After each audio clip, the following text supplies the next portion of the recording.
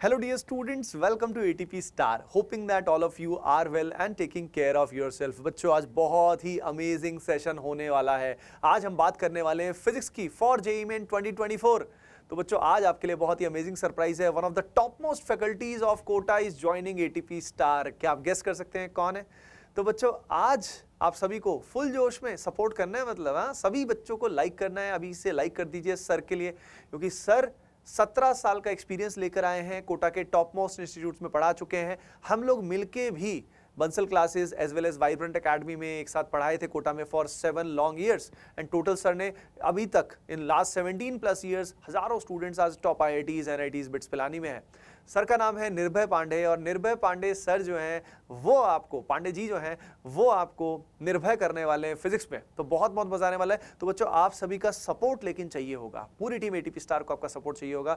तो फुल जोश में लाइक कर दीजिएगा पहले से, और कमेंट सेक्शन में भी जरूर बताइएगा कि सर का सेशन आपको कैसा लगा। ओके बच्चों, so enjoy the session now. Love you all. Hello बच्चों, कैसे हैं आप लोग? तो जेईई मेन बहुत नज़दीक आ चुका है। क्या आपके भी दिमाग में ऐसे सवाल आते हैं कि मेरे को रोटेशन पढ़ना चाहिए, या मुझे इलेक्ट्रोस्टैट में टाइम देना चाहिए, या जैसे मैंने अभी तक EM वेव्स नहीं पढ़ा तो मेरे को EM वेव्स पढ़ना चाहिए, या मुझे सेमीकंडक्टर पढ़ना चाहिए कि नहीं, या जब master ji magnetic properties of matter पढ़ा रहे थे उस समय सो रहा था, तो क्या मुझे अब जाग के उसके बारे में पढ़ना चाहिए, या मैं जो मेरे पास समय है उसका बेस्ट यूटिलाइजेशन क्या पढ़ना है। तो अगर आपके दिमाग में भी ऐसे सवाल आ रहे हैं जेईई मेन 2024 के लिए, ये 23 की तो हम एनालिसिस करेंगे, इसको मत देखना। अगर आपके दिमाग में भी ऐसे सवाल आ रहे हैं तो ट्रस्ट मी, आप बिल्कुल सही जगह आ गए हो, क्योंकि हमने इतनी खतरनाक एनालिसिस कर रखी है कि आप सोच भी नहीं सकते।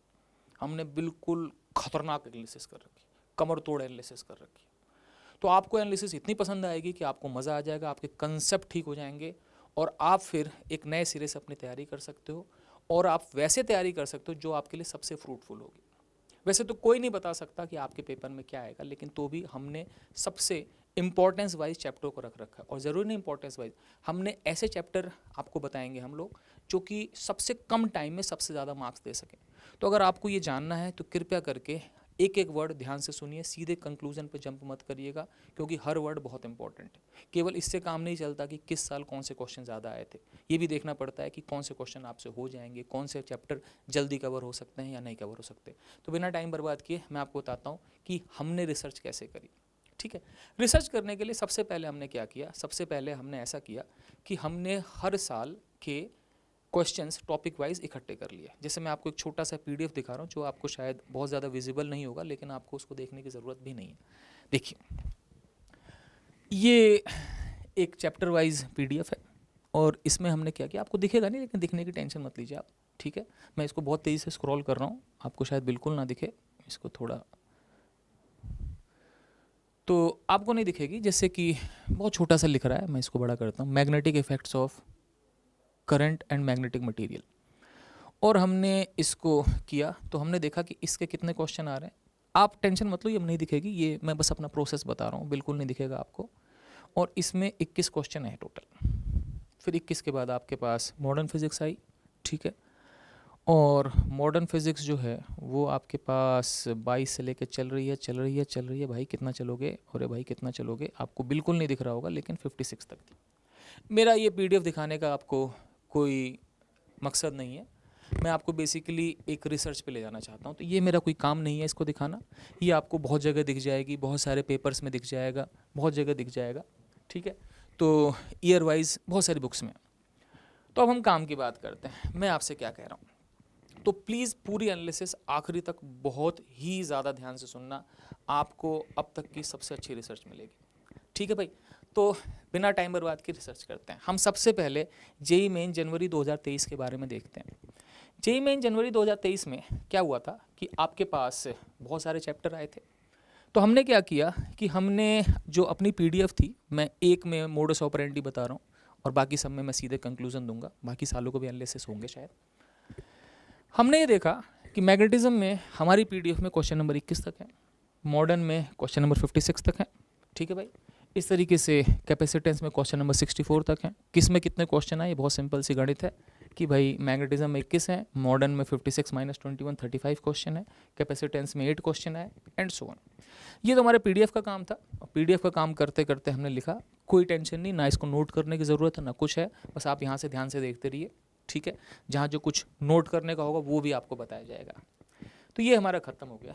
अब अल्टीमेटली जितने भी क्वेश्चन आए थे हमने उनको रैंकिंग वाइज अरेंज किया कि सबसे ज़्यादा क्वेश्चन किस में से आते हैं और सबसे कम क्वेश्चन किस में से आते हैं। आप शायद सही सोच रहे होंगे, अगर आपने कभी पढ़ा होगा तो आपको पता होगा कि सबसे ज़्यादा क्वेश्चन मॉडर्न से आते हैं। मॉडर्न से जनवरी शिफ्ट में 2023 में टोटल 35 क्वेश्चन है।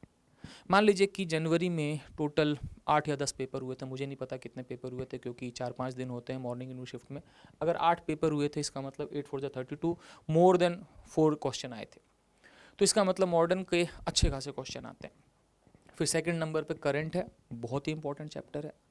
तीसरे नंबर पे मैग्नेटिज्म है, अगेन इसकी अच्छी खासी वेटेज है, जनवरी में हमेशा हो या ना वो हम देखेंगे।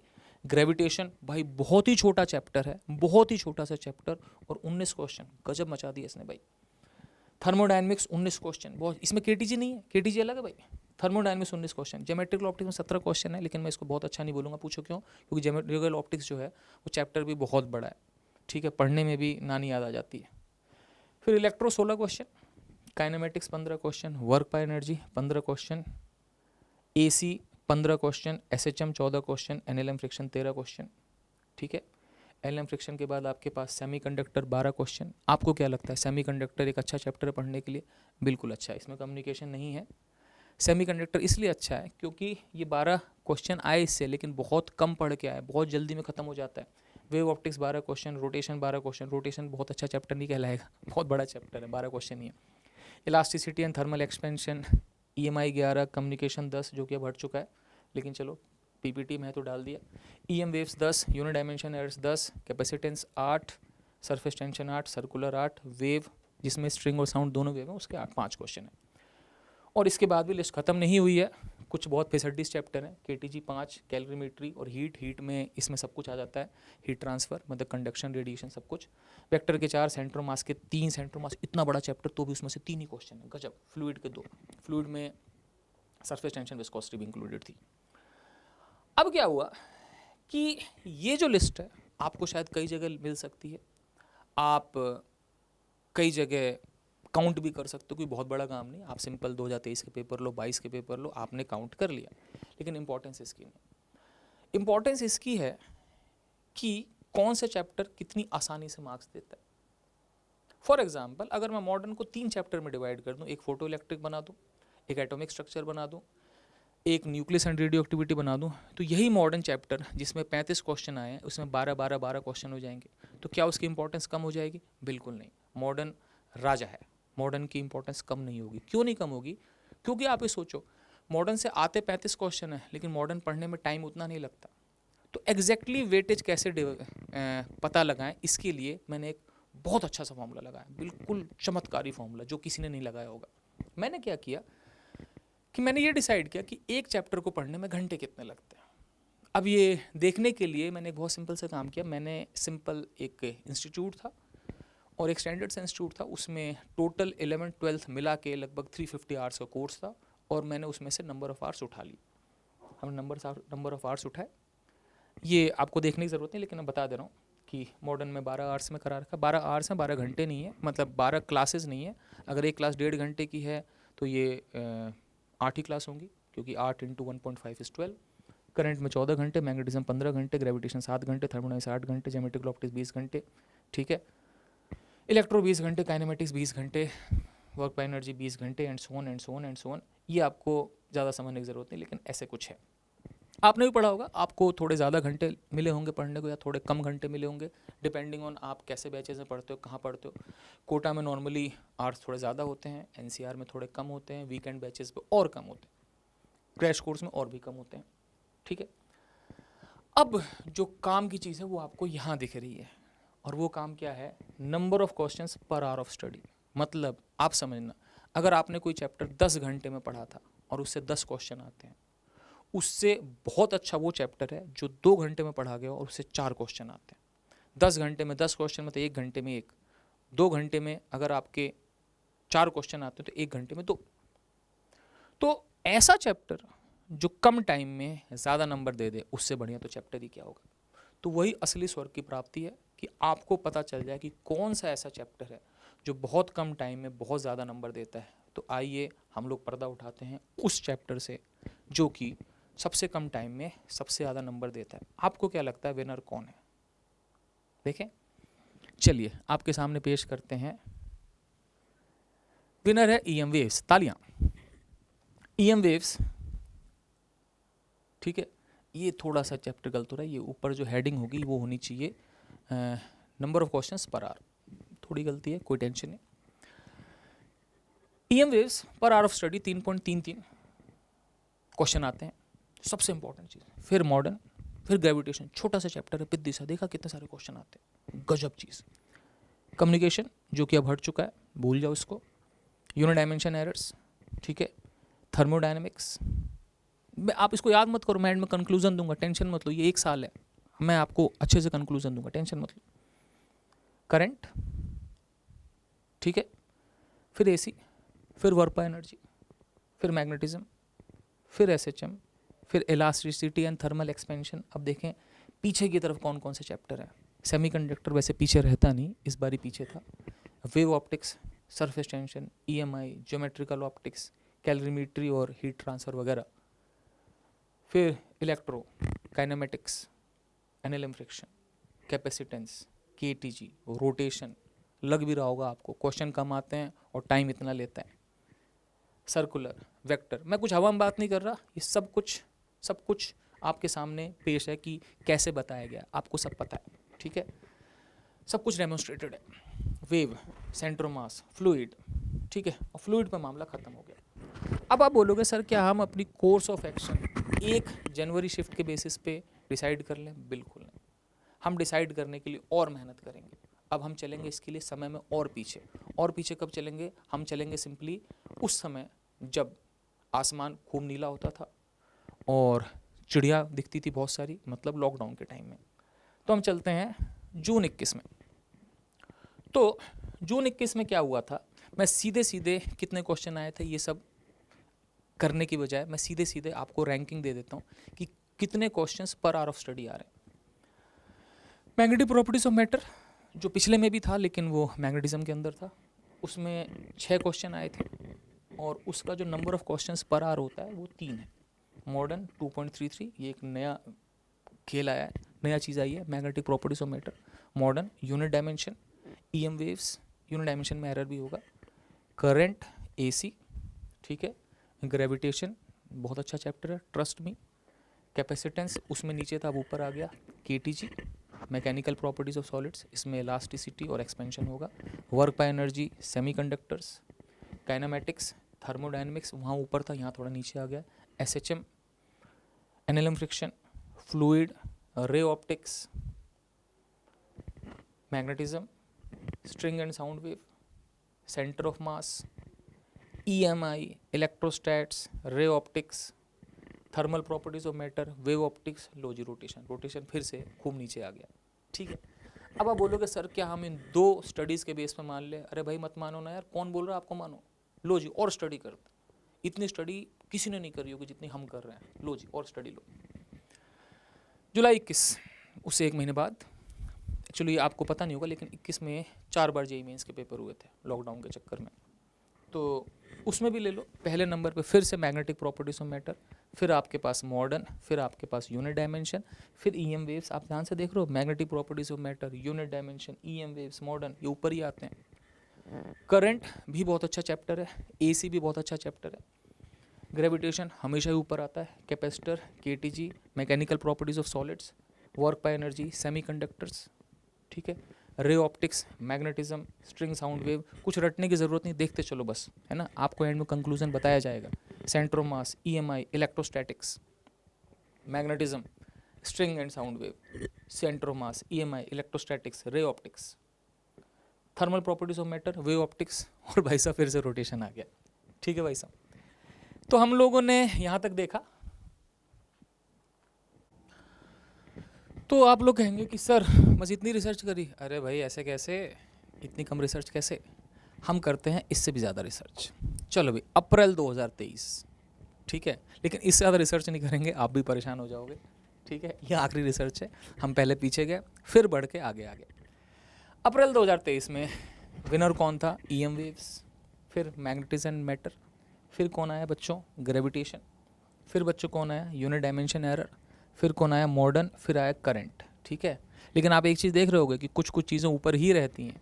KTG, वर्क पर energy, EMI, semiconductor, elasticity and thermal expansion, fluid, इनके नंबर ऑफ क्वेश्चन भी हैं और क्वेश्चंस पर आर भी दे रखे हैं। इंपॉर्टेंट ये चीज़ है, इसकी भी कुछ इंपॉर्टेंस है, क्या है मैं आपको बताऊंगा।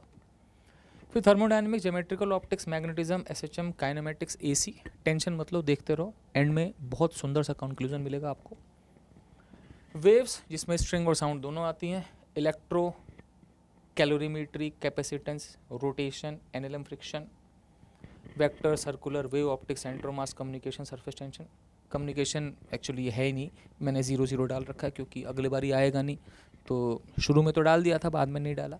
ठीक है भाई, ये खत्म हो गया। ठीक है, देखो रोटेशन कहाँ है भाई? ये रहा रोटेशन। ठीक है, रोटेशन आखिरी के आसपास ही रहता है। इसमें से 12 क्वेश्चन आए थे, लेकिन इसकी वेटेज इसलिए कम देता हूँ मैं क्योंकि इसको पढ़ने में टाइम बहुत लगता है। अच्छा जी, अब कुछ कंक्लूड करने से पहले मेरी बात सुन लेना। मैं आपको बताऊंगा कि सबसे इम्पोर्टेंट चैप्टर कौन से। इम्पोर्टेंस आप दो तरीके से डिसाइड कर सकते हैं, एक तो कितने क्वेश्चन आते हैं, और दूसरी बात कि उनको पढ़ने में कितना टाइम लगता है। मेरे लिए कम टाइम में जो ज़्यादा मार्क्स दे दे वो चैप्टर इम्पॉर्टेंट है, आपके लिए भी, लेकिन ये पर्सन टू पर्सन वेरी कर सकता है। जैसे फॉर एग्जांपल आपको ही पता है, मुझे ही पता है कि मैं बहुत कम वेटेज दूंगा रोटेशन को, लेकिन सपोज आपने रोटेशन पे एक टाइम पे बहुत मेहनत कर रखी है, तो मैंने तो वेटेज कम दी, लेकिन आप ऑलरेडी उसे मेहनत कर चुके हैं, तो आप उसको पढ़ सकते हो, उसको और अच्छे से कर सकते हो, क्योंकि और बच्चा उसको 20 घंटा पढ़ेगा, आप थोड़े 20 घंटा पढ़ोगे यार, आप तो 2 घंटे में कर लोगे, आप रोटेशन के एक्सपर्ट हो। तो आप पर्सनल प्रेफरेंसेस से ऊपर नीचे कर सकते हो। आप इसको एक काउंटडाउन शो की तरह देखो कि कौन सा सबसे अच्छा है। अगर आपकी बिल्कुल ही सब में बराबर नॉलेज है तो जो ऊपर है उसको ऊपर ज़्यादा टाइम दो, और अगर आपकी नॉलेज थोड़ी ऊपर नीचे है तो इसमें आपको ये करना है कि जो आपको ज़्यादा आता है, अगर मैं उसकी प्रेफरेंस थोड़ी कम भी दूं तो आप उसको ऊपर हटा सकते हो। ठीक है, दूसरी बात मैं आपको बता दूं कि आप कभी भी किसी चैप्टर को बिल्कुल ना छोड़ें। मैं ऐसा क्यों बोल रहा हूँ बिल्कुल ना छोड़ें? क्योंकि मैं आपको बता रहा हूँ, इतने सिंपल क्वेश्चन आए हुए हैं कई चैप्टरों से। जैसे कि मान लो काइनेमेटिक्स में एक क्वेश्चन है कि x बराबर समथिंग t², ये 2023 जनवरी में है, और x बराबर t² है, वेलोसिटी पूछ रखी है 4 सेकंड पे, तो अगर x t² है तो वेलोसिटी 2t, t को 4 डाल दो, आंसर आ गया। अब सोचो आप काइनेमेटिक्स छोड़ के चले जाओ, क्योंकि उससे क्वेश्चंस कम आते हैं, उसको पढ़ने में ज़्यादा टाइम लगता है, लेकिन उससे क्वेश्चन आ जाए बहुत आसान सा, तो आपका नुकसान है। इसीलिए अगर किसी चीज़ को आपको टाइम कम बच रहा है तो भी उसको छोड़े ना, उसके एटलीस्ट फॉर्मूले पढ़ जाएं, अपने नोट्स पढ़ जाएं, हो सके तो 1 आध साल के PYQ भी कर लें।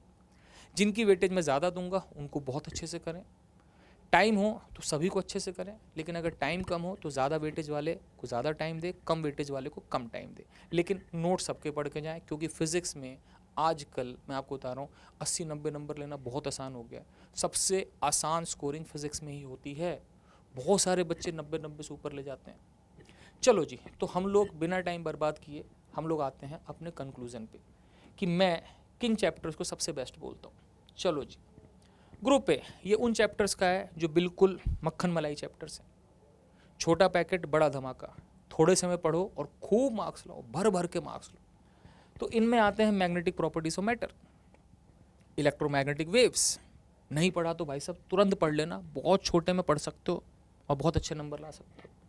ठीक है, अगर आप मेरे से और रिसर्च चाहते हो और आप चाहते हो कि सर ये जैसे ग्रुप ए के चैप्टर्स हैं, छोटा पैकेट बड़ा धमाका, आप इन पे एक 1 शॉट बना दो, ठीक है, तो मैं आपके लिए कर सकता हूँ। ठीक है, आप कमेंट्स में लिख देना। Gravitation, unit dimension error, semiconductor, modern, ये बिल्कुल मज़ेदार चैप्टर है। अगर नहीं कर रहे तो प्लीज़ पढ़ लो, खूब प्रैक्टिस करो। और हाँ, मुझे प्रैक्टिस से याद आया कि आप हमारी टेस्ट सीरीज़ ज्वाइन करिए। ठीक है, बहुत ही रेलेवेंट टेस्ट सीरीज़ है ATP स्टार की, आपको मज़ा आ जाएगा, आपको अपने अच्छे स्कोर्स पता चलेंगे। ठीक है, आपकी बहुत अच्छी प्रैक्टिस होगी, तो प्रैक्टिस के लिए हमारी टेस्ट सीरीज़ बहुत अच्छी है। अच्छा भाई, तो ये हो गया अपने पास। अब हम चलते हैं ग्रुप बी पर। ये वो चैप्टर हैं जो नंबर तो देते हैं, लेकिन इनको करने में टाइम अच्छा खासा लग जाता है। जैसे KTG थर्मो है, ठीक है, वर्क बाय एनर्जी है, ठीक है, करंट है, अच्छे खासे क्वेश्चन आते हैं लेकिन थोड़ा टाइम लगेगा, लेकिन अच्छा चैप्टर है, ट्रस्ट मी बहुत अच्छा चैप्टर है। AC है, छोटा चैप्टर है, ठीक ठाक क्वेश्चन आ जाते हैं। Capacitance, magnetism, electro, EMI, in fact basically ये सारा इलेक्ट्रोडायनेमिक्स ही है, बस इसमें आपके पास वर्क पर एनर्जी है जिससे ठीक ठाक क्वेश्चन आ जाते हैं, और KTG थर्मो है 11th का। ठीक है भाई, ये आपका ग्रुप बी है। ग्रुप ए पे अच्छे से काम कर लिया, फिर ग्रुप बी पे काम करना है। ठीक है बच्चों, तीसरा group C, NLM friction, SHM, fluid surface tension and viscosity. ठीक है, ये आपका ग्रुप सी है, इस पे उसके बाद काम करना है खूब सारा। ठीक है, अब आप जानना चाहोगे कि भाई ग्रुप डी क्या है, सबसे फिसड्डी क्या है। वैसे जो बच्चे हैं वही ग्रुप डी हैं, ठीक है, तो ग्रुप डी पे आते हैं। चलो जी, ग्रुप डी हाजिर हो। Geometrical optics, no doubt question आते हैं, लेकिन समस्या ये है कि बहुत बड़ा चैप्टर है। वेव ऑप्टिक्स, क्वेश्चन भी कम आते हैं, चैप्टर भी आखिरी में पढ़ाया जाता है, बच्चे बड़े ईमानदारी से नहीं पढ़ते हैं, दिक्कत यही है। मास्टर भी भूल जाते हैं chapter. Elasticity, calorimetry, heat transfer, ये आसपास के चैप्टर हैं। काइनेमेटिक्स, ठीक है, नो डाउट चैप्टर अच्छा है, अगर आपको अच्छे से आता है तो इसको ज़रूर करिए। ठीक है, लेकिन ये चैप्टर बहुत बड़ा है क्योंकि इसमें पहले V = dx/dt वगैरह, फिर 1D, फिर 2D, फिर रिलेटिव, बहुत कुछ आ जाता है। वेव्स, जिसमें स्ट्रिंग साउंड दोनों आ जाते हैं। रोटेशन, बहुत बड़ा चैप्टर है, अगर ना हो तो छोड़ भी सकते हैं, लेकिन मैं फिर बोल रहा हूँ कि फॉर्मूले देख लीजिए, बहुत सिंपल क्वेश्चन आ जाते हैं कई बार। सेंटर ऑफ मास और सर्कुलर। तो यहाँ पे हमारी ये सारी क्लासिफिकेशन ख़त्म होती है। अब मैंने आपको एक गाइडलाइन दी थी, लेकिन मैं आपको फिर से बोलूँगा, आजकल फिज़िक्स सबसे स्कोरिंग चीज़ हो गई है। अब क्योंकि फ़िज़िक्स सबसे स्कोरिंग है, इसीलिए फ़िज़िक्स में 90-100 नंबर लाना बहुत आसान हो गया है। अगर आपने अच्छे से तैयारी कर रखी है तो सारे चैप्टर करें, अगर तैयारी कम है तो आप ग्रुप ए वालों को ज़्यादा वेटेज दीजिए, बी वालों को उससे कम, सी वालों को उससे कम, डी वालों को उससे कम। ठीक है, डी वालों को भी मैं कहूँगा कि आप अच्छे से पढ़िए, अपने नोट्स बहुत अच्छे से पढ़िए, और कम से कम 1-2 साल के PYQ जरूर लगा लीजिए। तो ये आपके पास सारी क्लासिफिकेशन कर दी। मैंने बहुत रिसर्च करी है, ठीक है, बहुत सारी PPT बनाई है। ठीक है, आपको हमारा काम बहुत अच्छा लगा होगा। अगर आपको मेरे से कोई भी वीडियो चाहिए, कोई रिसर्च चाहिए, तो आप मुझे कमेंट्स में लिखें। और जैसे कि एक कलाकार तब खुश होता है जब उसको सुनने वाले उसका तारीफ़ करते हैं, वैसे ही मेरे को भी बहुत खुशी होगी अगर आप अच्छे अच्छे कमेंट दें। इस वीडियो को लाइक करें, शेयर करें, चैनल को सब्सक्राइब करें। ठीक है बच्चों, तो गुड बाय। अब तक आप थे निर्भय पांडे के साथ। ठीक है, हम अगले वीडियो में फिर मिलेंगे। ओके बच्चों, बाय, टेक केयर।